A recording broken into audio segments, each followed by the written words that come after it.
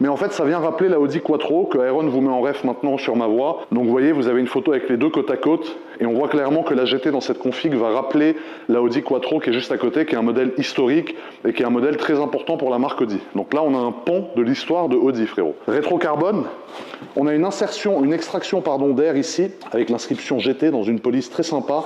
Et ici, je ne sais pas si vous le verrez à la caméra, mais c'est tout du carbone mat. Tout l'intérieur de cette extraction d'air est en carbone mat. Donc ça, c'est quand même quelque chose. La jante arrière, qui est une roue directrice, et vu qu'elle est blanche, c'est drôle parce que quand tu tournes et que la roue arrière tourne, ça se voit vachement. Donc c'est très impressionnant. Avec les disques et le freinage, bien évidemment, céramique. L'inscription GT, au cas où tu as oublié.